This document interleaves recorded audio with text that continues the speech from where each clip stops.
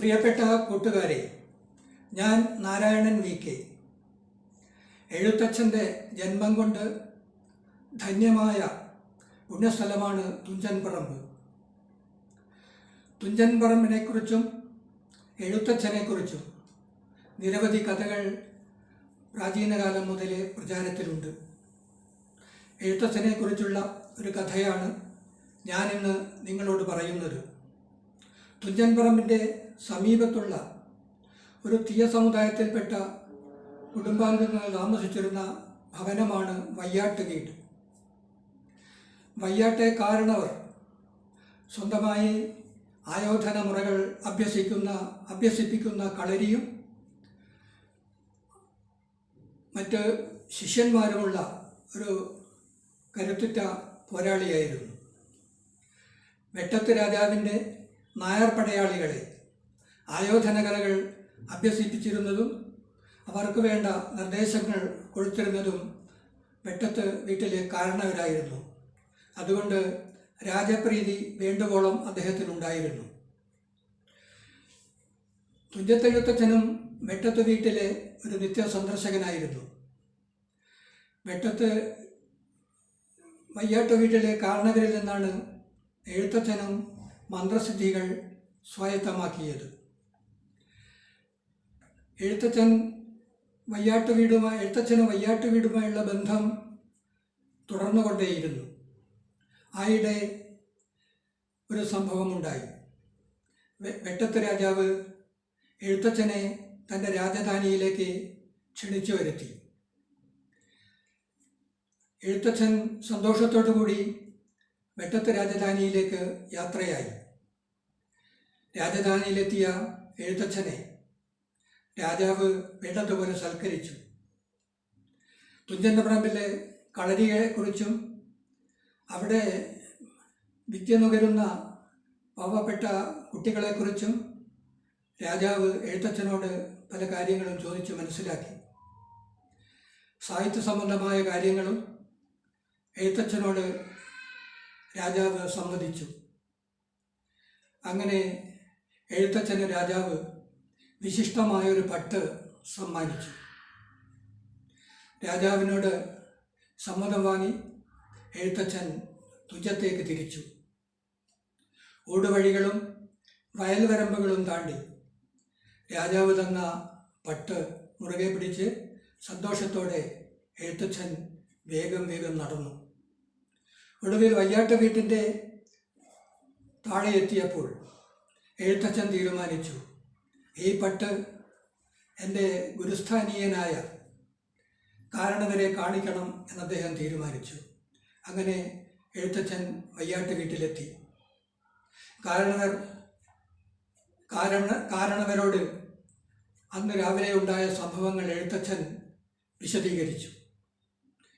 കാരണവർക്ക് എന്തെന്നില്ലാത്ത സന്തോഷം തോന്നി. എഴുത്തച്ഛന് സമ്മാനമായി കിട്ടിയ പട്ട് രാജാവ് നൽകിയ പട്ട് കാരണവർ പരിശോധിച്ചു. ഇത് അതിവിശിഷ്ടമായ പട്ടാണല്ലോ എന്ന് അഭിനന്ദിക്കുകയും ചെയ്തു. അക്കാലത്ത് രാജാക്കന്മാരിൽ നിന്ന് പട്ട് ലഭിക്കുക, പട്ടും വളയും ലഭിക്കുക എന്നുള്ളത് വളരെ വലിയൊരു ബഹുമതിയായി ജനങ്ങൾ കണ്ടിരുന്ന കാലമാണ്. അങ്ങനെ എഴുത്തച്ഛൻ കാരണവരുമായി പല കാര്യങ്ങളും സംസാരിച്ച് നേരം പോയതറിഞ്ഞില്ല. അങ്ങനെ പട്ട് തൻ്റെ മടിയിൽ വെച്ച് എഴുത്തച്ഛൻ പോകാൻ നേരത്ത് തൻ്റെ മടിയിൽ നിന്ന് പട്ട് താഴെ വീണതറിഞ്ഞിരുന്നില്ല. അങ്ങനെ കാരണവരോട് സമ്മതം വാങ്ങി എഴുത്തച്ഛൻ തുഞ്ചത്തേക്ക് തിരിച്ചു. തുഞ്ചത്തെത്തി കാലും മുഖവും കഴുകി നിറയത്തേക്ക് കടക്കാൻ ശ്രമിക്കുമ്പോഴാണ് എഴുത്തച്ഛൻ ഓർമ്മ വന്നത്, അയ്യോ, തൻ്റെ മടിയിൽ സൂക്ഷിച്ചിരുന്ന വിലപ്പെട്ട രാജാവ് സമ്മാനിച്ച പട്ട് കാണുന്നില്ലല്ലോ എന്ന്.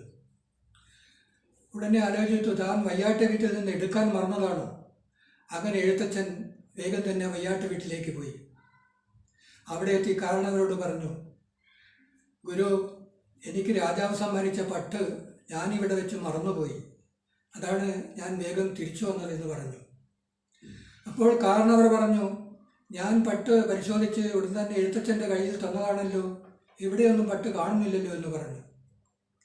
അങ്ങനെ കാരണവർ ഭാര്യയെ വിളിച്ചു ചോദിച്ചു, എഴുത്തച്ഛന് രാജാവ് സമ്മാനിച്ച പട്ട് നീ ഇവിടെയെങ്കിലും കണ്ടായിരുന്നു എന്ന് ചോദിച്ചു. അയ്യോ, ഞാനൊന്നും കണ്ടില്ലേ എന്ന് ഭാര്യ വിളിച്ചു പറഞ്ഞു. ഈ സമയത്ത് അല്പം മുമ്പ് എഴുത്തച്ഛനോ കാരണവരോ അറിയാതെ ആ മനോഹരമായ നിലത്തു വീണ് കിടന്ന പട്ട് കാരണവരുടെ ഭാര്യ എടുത്ത് അവരുടെ പെട്ടിയിൽ ഭദ്രമായി സൂക്ഷിച്ചു വച്ചിരുന്നു. എന്നിട്ട് ഗുരുപത്നി പറഞ്ഞു, എഴുത്തച്ഛൻ വേഗം നടന്നു പോകുമ്പോൾ ഒരുപക്ഷെ മടിയിൽ നിന്നെങ്ങാൻ വീണ് വഴിയിൽ എവിടെയോ കളഞ്ഞതായിരിക്കാം എന്ന് പറഞ്ഞു. ദുഃഖിതനായ എഴുത്തച്ഛൻ തുഞ്ചത്തേക്ക് തിരിച്ചു. നേരം രാത്രിയായി. തൻ്റെ പട്ട് നഷ്ടപ്പെട്ടതറിഞ്ഞ് എഴുത്തച്ഛന് രാത്രി ഉറക്കം വന്നില്ല. തിരിഞ്ഞും മറിഞ്ഞും കിടന്ന് പുലരാൻ നേരത്ത് അല്പനേരം ഒന്ന് മയങ്ങിപ്പോയി. അപ്പോഴാണ് വയ്യാട്ട് വീട്ടിൽ നിന്നും ഉറക്കെ അലർച്ച വിളിയും ബഹളവുമൊക്കെ കേൾക്കുന്നത്. എഴുത്തച്ഛൻ പുറത്തിറങ്ങി നോക്കിയപ്പോൾ വയ്യാട്ട് വീട് ഒരു അഗ്നിഗോളമായി മാറിയിരിക്കുന്നു. ആടുകളുടെ ബഹളവും തീ കെടുത്താൻ ശ്രമിക്കുന്നവരുടെ ലഹളയുമെല്ലാം കൂടി ആ പ്രദേശം മുഴുവൻ ശബ്ദമുഖരിതമായി. എഴുത്തച്ഛൻ വയ്യാട്ട് വീട്ടിലേക്ക് ഓടിച്ചെന്നു. തളർന്നു കിടക്കുന്ന ഗുരുനാഥനെയും വീട്ടുകാരെയും സമാധാനിപ്പിച്ചു. നമുക്ക് രാജാവിനോട് പറഞ്ഞ് എന്തെങ്കിലും പരിഹാരമുണ്ടാക്കാമെന്ന് എഴുത്തച്ഛൻ പറഞ്ഞപ്പോൾ വയ്യാട്ട് കാരണവരുടെ മനസ്സിൽ അതൊരു കുളിർമഴയായി പെയ്തു. അങ്ങനെ എഴുത്തച്ഛൻ തിരിച്ച് വീട്ടിലെത്തി. പിന്നെയും എഴുത്തച്ഛൻ്റെ മനസ്സിൽ ഗുരുനാഥൻ്റെ ഭവനം കത്തിയതും തൻ്റെ പട്ട് നഷ്ടപ്പെട്ടതും എല്ലാം ഇങ്ങനെ ഒരു സങ്കടക്കടലായി നിറഞ്ഞു നിന്നു. നേരം സന്ധ്യയായി. രാത്രി കർമ്മങ്ങളൊക്കെ ചെയ്ത് എഴുത്തച്ഛൻ കിടന്നുറങ്ങാൻ തുടങ്ങി. എന്നിട്ടും അദ്ദേഹത്തിന് ഉറക്കം വരുന്നില്ല. തിരിഞ്ഞും മറിഞ്ഞും കിടന്ന് കുറേ കഴിഞ്ഞപ്പോൾ എഴുത്തച്ഛൻ്റെ തുഞ്ചത്തുകാവിലെ അദ്ദേഹം ആരാധിക്കുന്ന പരദേവത അദ്ദേഹത്തിൻ്റെ മുന്നിൽ പ്രത്യക്ഷപ്പെട്ടുകൊണ്ട് പറഞ്ഞു, എഴുത്തച്ഛ, വയ്യാട്ട് വീട് അഗ്നിക്കിരയാക്കിയത് ഞാനാണ്.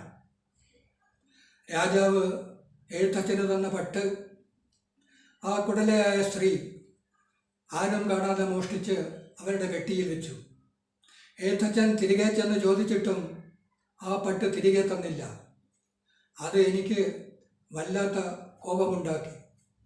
എൻ്റെ കോപാഗ്നിയിൽ ആ പട്ട് ആദ്യം അഗ്നിക്കിരയാകുകയും പിന്നീട് ആ ഭവനത്തിന് തീപിടിച്ച് എല്ലാം വെന്തു വെണ്ണീറാകുകയുമാണ് ചെയ്തത്. ഇത് കേട്ടപ്പോൾ എഴുത്തച്ഛൻ്റെ മനസ്സിൽ വല്ലാത്ത ദുഃഖം തോന്നി. തൻ്റെ ഗുരുപത്നിക്ക് ആ പട്ട് വേണമെന്നുണ്ടായിരുന്നെങ്കിൽ തന്നോട് ചോദിച്ചിരുന്നെങ്കിൽ താൻ നൽകുമായിരുന്നല്ലോ എന്ന് എഴുത്തച്ഛൻ മനസ്സിൽ കരുതി. അങ്ങനെ വയ്യാട്ട് വീട്ടിലെ ഗുരുപത്നിയുടെ ആ കുടിലമായ പ്രവൃത്തി കാരണം അവർക്ക് അവരുടെ സ്വന്തം ഭവനവും അവരുടെ വിലപ്പെട്ട പട്ടും എല്ലാം അഗ്നിക്കിരയായി. എഴുത്തച്ഛൻ്റെ മനസ്സിൽ വയ്യാട്ട് ഗുരുനാഥൻ്റെ വീട് നഷ്ടപ്പെട്ടതും തൻ്റെ പട്ട് നഷ്ടപ്പെട്ടതും ഒരു ദുഃഖമായി സങ്കടക്കടലായി നിറഞ്ഞു നിന്നു. പ്രിയപ്പെട്ട കൂട്ടുകാരെ, അന്യൻ്റെ മുതൽ നമ്മൾ ആഗ്രഹിക്കരുതെന്നും അന്യൻ്റെ മുതൽ അറിയാതെ തട്ടിയെടുത്താൽ അത് നമുക്ക് പ്രയോജനപ്പെടുകയില്ലെന്ന് മാത്രമല്ല വലിയ ദോഷങ്ങൾ സംഭവിക്കുമെന്നും ഈ കഥയിലൂടെ നിങ്ങൾക്ക് മനസ്സിലായിട്ടുണ്ടാവുമല്ലോ. വിനാശകാലേ വിപരീത ബുദ്ധി എന്ന് പറയുന്നത് എത്ര ശരിയാണ് കൂട്ടുകാരെ. ഈ കഥ നിങ്ങൾക്കിഷ്ടപ്പെട്ടെങ്കിൽ ഞങ്ങളോട് സഹകരിക്കുമല്ലോ. നന്ദി, നമസ്കാരം.